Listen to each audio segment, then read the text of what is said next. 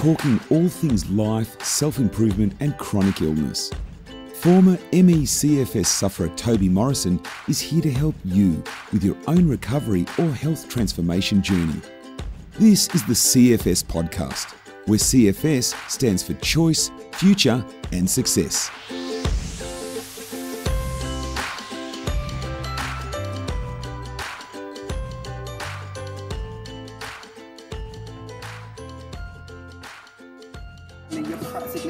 Hey guys, Toby Morrison here. We're going to start the day off in the right way. Have a little bit of a sing-along. I don't love you, baby. I don't need you, baby. I don't love you no anymore.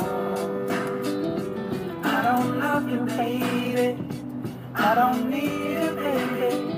I don't love you no anymore. All right. Now the guy that's singing this, his name's Ed Sheeran, and you may have heard of him before. He's an absolute amazing human being and artist around the world, and hopefully you like his music. And sorry about my singing, but I just love this song. So I'm listening to this in my car, driving and singing, and there's two things to this day's podcast. Today's podcast is the first thing about music, and the second thing about this guy Ed Sheeran, who has done more than most solo artists in the world. So the first thing, music is just so amazing to lose yourself with, and especially when you're all, jammed up and very robotic in life, music can just be so good to lose yourself in. And sometimes I even say to my clients that sometimes you just need to dance in your bedroom, and that might mean for 1 minute, it might mean for 5, it might mean for 10, whatever it is. If you can just shake your body around, just loosen your whole body and just relax into the music, you'll find that you'll just feel better. You'll just feel a lot more embodied with yourself. And that's really what it's about, is getting connected back with yourself, with your body, rather than, being so headstrong and so muscularly, robotic and stuck. So music's great just to relax, and, the more classical, the more relaxed, the more chilled, obviously, that's what you're going to get. And then the more hyper, the more faster, the more aroused, and the more adrenalized you're going to get. So depending on what state you want to be in or need to be in, choose wisely. Okay, second thing about Ed Sheeran. So this guy is incredible, and this guy at 14 got pretty much shut down by a music talent quest, and they said, you're not good enough, you need to go and practice for a couple more years and then we'll talk.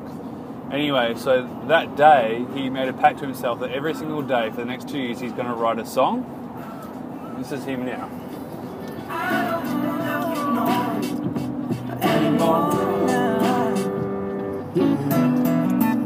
Yeah, he's just so good. Anyway, so he wrote every single day he wrote a song.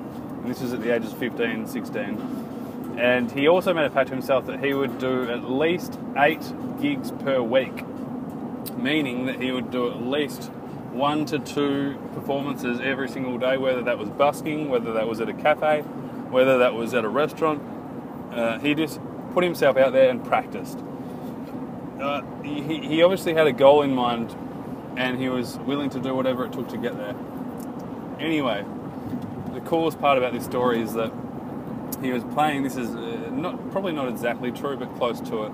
He was playing at a cafe, on one of his days where he plays 1 or 2 gigs per day, and he was jamming away and singing, and this guy walked past him, and the guy that walked past him was Katy Perry's manager. Katy Perry is a famous solo singer, pop star in America, and Katy Perry's manager loved him so much that he said, what's your name, what's your number, I want to get your contact details because you are fantastic and I want to help you get there. Long story short, Ed Sheeran ended up becoming the performing act for Katy Perry at her concerts. And I think he was like 17 or 18, which is just ridiculous. And from there, that's what birthed his career. Now, this guy has literally gone to every single country and state around the world and has just performed with sold out tours everywhere. And it's all him. There's nothing, he doesn't, he doesn't have people performing on stage with him. It's literally him, his voice, and his guitar. Now, the coolest part about this is he's the most real person you'll ever meet. And one of my friends has actually met him and said he was just such a nice, genuine guy. But if you hear his lyrics, he talks about the dark stuff. He talks about the light stuff. He talks about real, he one of these things he says: without family and friends, success is nothing. There's just so many one-liners that he just says, which is just like so spot on. And so, really, what I want to get back to is his work ethic and his determination towards what he wanted to do for himself, his prophecy that he was fulfilling. So, if you're not willing to do that kind of work, then don't try and do it. Like, don't try and live someone else's dream. And this is what I'm talking about. Is like, so many people say they want to do something, but the want is more of an illusion than an actually real want. For Ed, he didn't just want it; he needed to do it, and so he did it. And even, can you imagine, like, he's singing on the streets? Like, that's not an easy thing to do, especially when you've been told that you're not good enough. So, it's just a great lesson to, one, get really clear and specific on what you want to do and why you want to do it, and then just go and do it. Action. There was no statue ever erected for a critic, and this is the thing. There's so many people that don't do that and don't do this and blah blah blah blah. But at the end of the day, Ed Sheeran would have been, told a million times, "Man, what are you doing? You're wasting your time. You're just a bum on the street trying to play music and make some pounds." Well, he did more than that. He's helped so many people. He goes to hospitals and charities and charity events and does his bit as well. So, great lesson from Ed today. Amazing music, but an amazing legacy, and someone to probably be inspired by.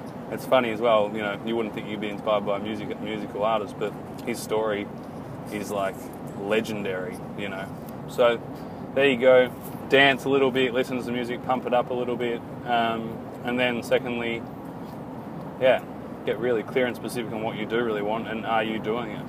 Maybe this is a bit of a wake-up call. I'm sure he had bad days where he wanted to give up and, feel like, life is over, but he set himself a goal. He said, I'm going to do it every day, no matter what.